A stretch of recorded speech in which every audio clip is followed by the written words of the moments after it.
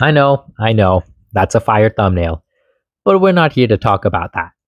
Today, we are here to talk about creating loadout.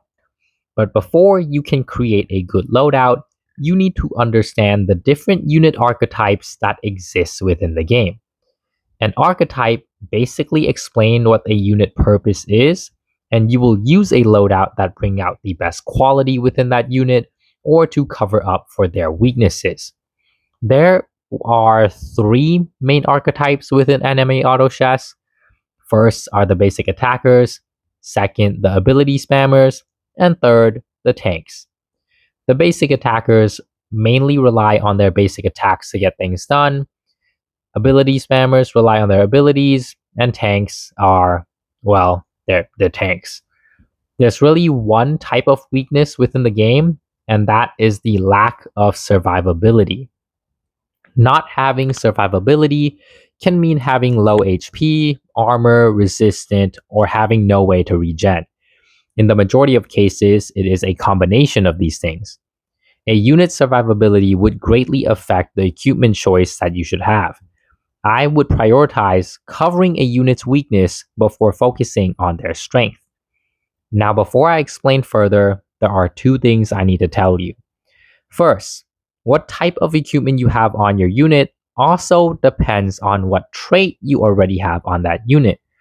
For example, if the unit needs a way to heal, but you already have bloodlust on the unit, there's less priority for you to put some type of equipment that adds more heal because your unit kind of already have that.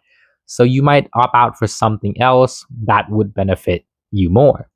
And secondly, it goes without saying that if a unit have a personal equipment, then it is always a must to have that personal equipment equipped.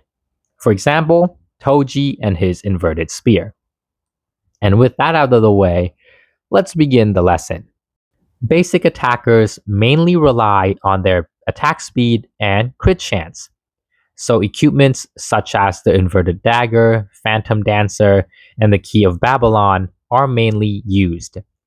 If the basic attacker lacks survivability, then a bigger proportion of the loadout should be aimed into increasing their odds of surviving. The lower the odds of survivability, the higher the number of items should be used to increase survivability. So items such as the inverted dagger and the stone mask would be used on that unit. If the unit really lacks survivability, then use the triple inverted dagger technique, or get a bloodlust trait on it, or vanguard trait on that unit. And that's pretty much your last resort if that unit is so prone to dying. The ability spammers mainly rely on mana gain and mana haste.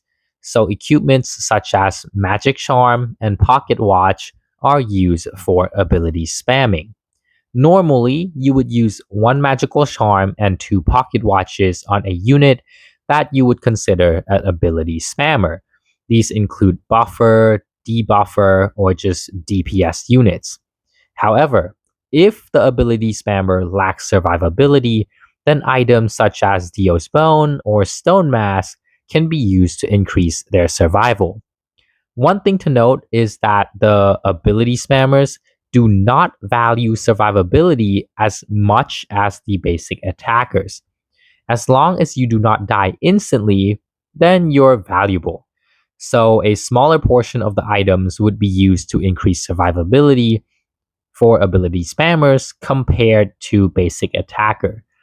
Usually, I would recommend that only one of the item slot be used for survivability within the ability spammers, but it mainly depends on whether your ability spammer is a frontline unit or a backline unit. If your ability spammer is in the front line, for example, Dio, then you need to increase his survivability even more. And if you're not, for example, Riaz, then you're less likely to be attacked, so it matters less. Tanks mainly rely on taunting and defense, so items such as the Spirit Shield and Lion Pride are typically used. The third slot really depends on whether a tank is also a basic attacker or an ability spammer. And I kind of already went over what sort of item those two archetypes normally used. Personally, I do not recommend playing any tanks in your team. Tanks are very weak in the game right now.